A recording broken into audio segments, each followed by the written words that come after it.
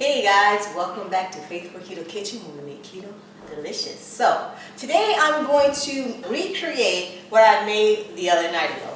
My husband wanted chili, so we made chili. And actually I was inspired by chili because I saw somebody else post chili, and then we were like, chili could be really good right now since it's so cold here in Vegas, and it's actually cold across the country. It's just been so chilly and rainy and so dreary, so that's when you really want something comforting. So I figured I'd make some keto chili. All right, so today I'm going to show you the crackers that I made for the keto chili, because when you're on the keto diet, sometimes it's hard to get a good low carb keto friendly cracker. So these ones right here taste so good, guys. They taste buttery and a little bit of sweet and salty. They taste like that Ritz cracker that we used to love. Okay, so let's get started.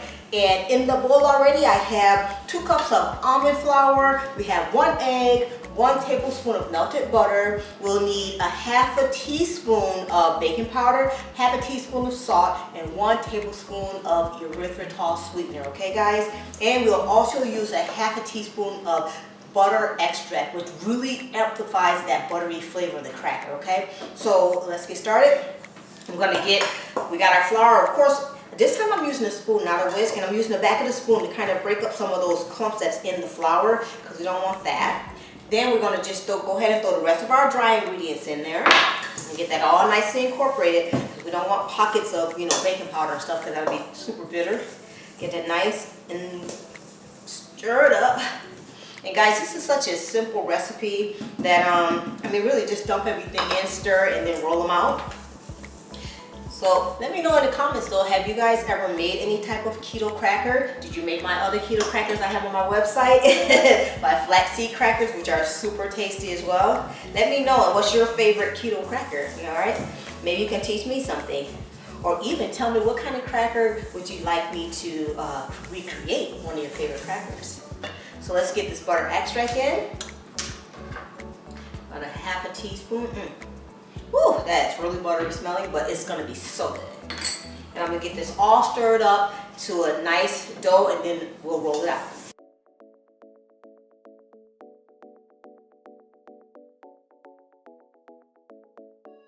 All right, I think that's well incorporated, and it gets into a nice stiff dough. And you don't want to handle it too much. You want just to get it into that dough form, because the butter will start making it kind of seep out in a sense. So you want it to kind of just stay nice and stiff, because when you keep handling it with your hands, it kind of melts the butter and everything together. And we want a nice solidified dough. Let me move this out the way.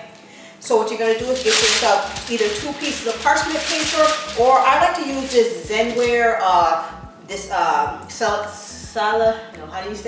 silicone mat. I don't know why I can't ever say that word, but silicone mat. And then I just get another piece of parchment paper over it.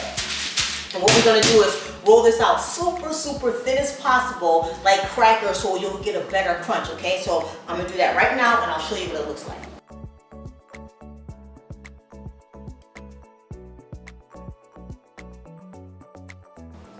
All right, now that we have the dough all rolled out nice and thin, I'm going to show you how to cut it and how I prep it before I put it in the oven. And by the way, put your oven on at 350 degrees. Okay, so let's check this out. Okay, so I rolled it nice and thin. And see how thin I got it, guys? I have it where it actually, you can see the Zenware sign in there. So make it nice and thin, okay? And so that it becomes crispier, because the thinner they are, the crispier they are. So what we're going to do is, I went around and cut all the edges off and move that to the side. And we're just going to make the size squares that you want. So we're just going to go straight down. And I love using a pizza cutter, because it makes it that much easier as you slice. It just keeps rolling. So you can do little mini crackers, guys. It doesn't have to be perfect, but we just like this size, like, the traditional size saltines. It's pretty much, it tastes like a Ritz cracker, but it's the size or the shape of a saltine. So we're gonna keep cutting all the way through. I think I got that almost even, huh? Looks pretty good. And the excess on the side, you can go ahead and cook it up later. But there's always going to be some excess, because you're going to roll it nice and thin. So you can cook that later, or just make it into one gigantic cracker. That's what I would do. So I'm gonna show you real fast. I got this skewer, you know, that I normally do like little shish kebabs with, and I used the round end of that. But you can use yourself a knife or whatever you have to poke it, a toothpick, whatever. But this is what I have on hand. I know it's huge, but this is what I like to do. I like to go in and just make 4 little circles. I mean, sorry, 5 circles. Hello, count rows.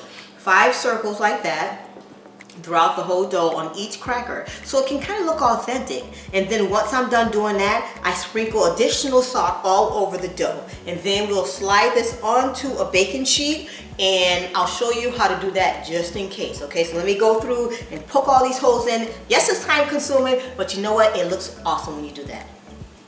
All right guys, so as you can see, I have all the holes poked in, and what we're going to do is actually take the silicone. This is why I like these pads. But you can do the same with parchment paper. I take it and I just slide it right on to the cookie sheet or baking sheet.